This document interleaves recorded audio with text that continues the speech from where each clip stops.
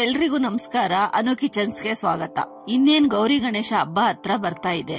ಹಬ್ಬಕ್ಕೆ ಚಕ್ಲಿ ಇಲ್ಲ ಅಂದ್ರೆ ಹಬ್ಬಕ್ಕೆ ಏನ್ ಕಳೆ ಇರುತ್ತೆ ಅಲ್ವಾ? ಅಯ್ಯೋ ಹೋಗ್ರಿ, ಚಕ್ಲಿ ಮಾಡೋದು ತುಂಬಾ ಕಷ್ಟ, ಯಾರ್ ಮಾಡ್ತಾರೆ ಅಂತ ಅನ್ಕೊಳಕ್ ಹೋಗ್ಬೇಡಿ. ನಾನ್ ಇವತ್ ನಿಮ್ಗೆ 10 ನಿಮಿಷದಲ್ಲಿ ತುಂಬಾ ರುಚಿಕರವಾದ ಚಕ್ಲಿ ಮಾಡೋದು ಹೇಗಂತ ತೋರಿಸ್ಕೊಡ್ತೀನಿ. ಬನ್ನಿ ಸಿಂಪಲ್ ಆಗಿ ಚಕ್ಲಿ ಮಾಡೋದು ನೋಡ್ಕೊಳ್ಳೋಣ. ಮೊದ್ಲು ಸ್ಟವ್ ಹಚ್ಚಿ ಒಂದ್ ಬಾಣ್ಲಿ ಇಟ್ಟು ಬಾಣ್ಲಿ ಒಳಗಡೆ 2 ಸ್ಪೂನ್ ಉದ್ದಿನ ಕಾಳನ್ನ ಹಾಕೊಂತಾ ಇದ್ದೀನಿ. ಬೇಕಾದ್ರೆ ಉದ್ದಿನ ಕಾಳು ಇಲ್ಲ ಉದ್ದಿನ ಬೇಳೆ ಎರಡರಲ್ಲಿ ಯಾವ್ದಾದ್ರು ಒಂದನ್ನ ಯೂಸ್ ಮಾಡ್ಕೊಬಹುದು.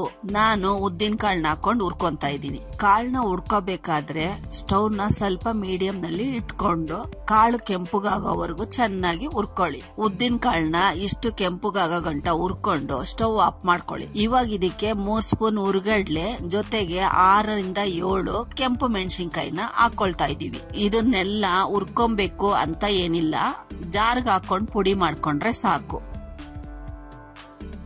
ಉದ್ದಿನ ಬೇಳೆ, ಹುರ್ಗಡ್ಲೆ, ಒಣಮೆಣಸಿನ್ಕಾಯಿನ ಈ ತರ ಪುಡಿ ಮಾಡ್ಕೊಂಡಿದೀನಿ.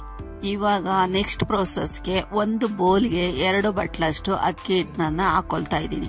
ಇವಾಗ ನಾವಿದಕ್ಕೆ ಮಿಕ್ಸಿಯಲ್ಲಿ ಪುಡಿ ಮಾಡ್ಕೊಂಡಿರೋ ಹಿಟ್ಟನ್ನ ಹಾಕೋತಾ ಇದೀವಿ. ಇವಾಗ ಇದಕ್ಕೆ ಓಂಕಾಳು, ಬಿಳಿ ಎಳ್ಳು, ಜೀರಿಗೆ, ಅರ್ಧ ಸ್ಪೂನು ಅಚ್ಕಾರದ ಪುಡಿ, ರುಚಿಗೆ ತಕ್ಕಷ್ಟು ಉಪ್ಪು, ಕೊನೆಗೆ 5 ಸ್ಪೂನ್ ಎಣ್ಣೆನ ಕಾಯಿಸ್ಕೊಂಡಿದೀನಿ. ಅದನ್ನ ಇದ್ರ ಜೊತೆಗೆ ಹಾಕೊಂಡು ಕಲ್ಸ್ಕೊತಾ ಇದ್ದೀನಿ.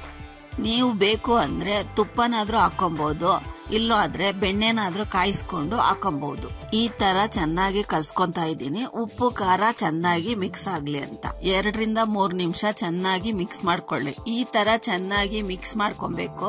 ಮಿಕ್ಸ್ ಮಾಡ್ಕೊಂಡ್ಮೇಲೆ ಒಂದ್ಸತಿ ಉಂಡೆ ಕಟ್ ನೋಡಿ, ಶೇಪ್ ಈ ತರ ಬಂತು ಅಂದ್ರೆ ನಮ್ಮ ಹಿಟ್ಟು ಚೆನ್ನಾಗಿ ಮಿಕ್ಸ್ ಆಗಿದೆ ಅಂತ. ಇಲ್ಲ ಅಂದ್ರೆ ಇನ್ನೊಂದ್ ಸ್ವಲ್ಪ ಕಾಯಿಸಿರುವ ಎಣ್ಣೆನ ಹಾಕೊಂಡು ಮತ್ತೆ ಮಿಕ್ಸ್ ಮಾಡಿ ಉಂಡೆ ಕಟ್ಟಿ ಚೆಕ್ ಮಾಡಿ ನೋಡಿ. ಇವಾಗ ಸ್ವಲ್ಪ ಸ್ವಲ್ಪನೇ ನೀರ್ ಹಾಕೊಂಡು ಹಿಟ್ಟನ್ನ ಕಲಿಸ್ತಾ ಬರ್ಬೇಕು.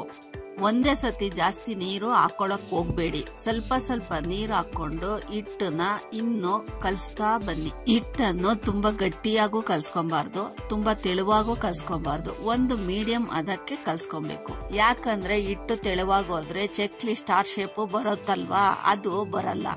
ಗಟ್ಟಿ ಆಯ್ತು ಅಂದ್ರೆ ಚಕ್ಲಿ ಕಟ್ ಆಗುತ್ತಾ ಇರ್ತದೆ. ಈ ತರ ಹಿಟ್ಟನ್ನು ಚೆನ್ನಾಗಿ ನಾದ್ಕೊಬೇಕು.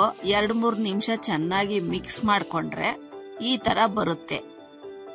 ಇವಾಗ ನಮ್ ಚಕ್ಲಿ ಹಿಟ್ಟು ರೆಡಿ ಆಗಿದೆ. ಇವಾಗ ಚಕ್ಲಿ ಒಳಗಡೆ ಸ್ಟಾರ್ ಪ್ಲೇಟ್ ನ ಹಾಕೋತಾ ಇದ್ದೀನಿ. ಅದಾದ್ಮೇಲೆ ಸ್ವಲ್ಪ ಎಣ್ಣೆನ ಒಳಗಡೆ ಸರೋಕೊಳ್ತಾ ಇದ್ದೀನಿ. ಇವಾಗ ಚಕ್ಲಿ ಹಿಟ್ಟನ್ನ ತಗೊಂಡು ಸಿಲಿಂಡರ್ ಶೇಪ್ ತರ ಮಾಡ್ಕೊಂಡು ಎಷ್ಟು ಹಿಡಿಯುತ್ತೋ ಅಷ್ಟನ್ನ ಚಕ್ಲಿ ಒಳಗಡೆ ಹಾಕೊಬೇಕು. ಚಕ್ಲಿ ಒಳನ್ನ ಟೈಟ್ ಆಗಿ ಮುಚ್ಕೊಂಡು ಒಂದ್ ಪ್ಲೇಟ್ ತಗೊಂಡು ಆ ಪ್ಲೇಟ್ ಮೇಲೆ ಚಕ್ಲಿನ ಒಂದೊಂದೇ ಮಾಡ್ಕೊಂತಾ ಬರ್ತೀನಿ. ನೋಡ್ತಾ ಇದ್ದೀರಾ ಚಕ್ಲಿ ಮುಳ್ಳುಮುಳ್ಳಾಗಿ ಎಷ್ಟು ಚೆನ್ನಾಗಿ ಬರ್ತಾ ಇದೆ ಅಂತ. ನಾವು ಚೆನ್ನಾಗಿ ಹಿಟ್ಟನ್ನ ನಾದ್ಕೊಂಡಿದ್ರೆ ಈ ತರ ಬರ್ತದೆ. ಇಲ್ಲ ಆದ್ರೆ ಚಕ್ಲಿ ಕ್ಲೀನ್ ಆಗಿ ಬರೋದಿಲ್ಲ. ಚಕ್ಲಿನ ಇಷ್ಟೇ ಸೈಜ್ ಮಾಡ್ಕೊಬೇಕು ಅಂತ ಏನಿಲ್ಲ.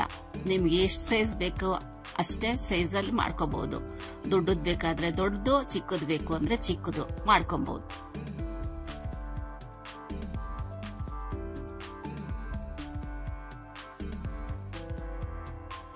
ಇವಾಗ ಚಕ್ಲಿನ ತೇಲ್ಸಕ್ಕೆ ಎಣ್ಣೆನ ಕಾಯೋದಿಕ್ಕೆ ಇಟ್ಕೊಳ್ತಾ ಇದ್ದೀನಿ. ಇವಾಗ ಎಣ್ಣೆ ಕಾದಿದೆ. ಎಣ್ಣೆ ಕಾದ್ಮೇಲೆ ಸ್ಟವ್ ಉರಿನ ಸ್ವಲ್ಪ ಮೀಡಿಯಂ ಮಾಡ್ಕೊಂಡು ಒಂದೊಂದೇ ಚಕ್ಲಿನ ಎಣ್ಣೆ ಒಳಗೆ ಬಿಡ್ತಾ ಬರೋಣ. ನೋಡ್ತಾ ಇದ್ದೀರಾ ಚಕ್ಲಿ ಹಾಕ್ದಾಗ ಎಣ್ಣೆಯಲ್ಲಿ ಯಾವ ತರ ಬಬಲ್ಸ್ ಬರ್ತಾ ಇದೆ ಅಂತ. ಬಬಲ್ಸ್ ಹೋಗೋ ಗಂಟ ಎಣ್ಣೆಯಲ್ಲಿ ಚಕ್ಲಿನ ಚೆನ್ನಾಗಿ ತೇಲಿಸ್ಕೊಬೇಕು. ತುಂಬಾ ಜಾಸ್ತಿ ಹೊತ್ತು ಎಣ್ಣೆಯಲ್ಲಿ ಬೇಯಿಸ್ಕೊಂಡ್ರೆ ಚಕ್ಲಿ ತುಂಬಾ ಗಟ್ಟಿಯಾಗುತ್ತೆ. ಹಾಗಾಗಿ ಬಬಲ್ಸ್ ಹೋಗೋ ಗಂಟ ಚಕ್ಲಿನ ಬೇಯಿಸ್ಕೊಂಡ್ರೆ ಸಾಕು, ಚಕ್ಲಿ ರೆಡಿ ಆಗಿರುತ್ತೆ.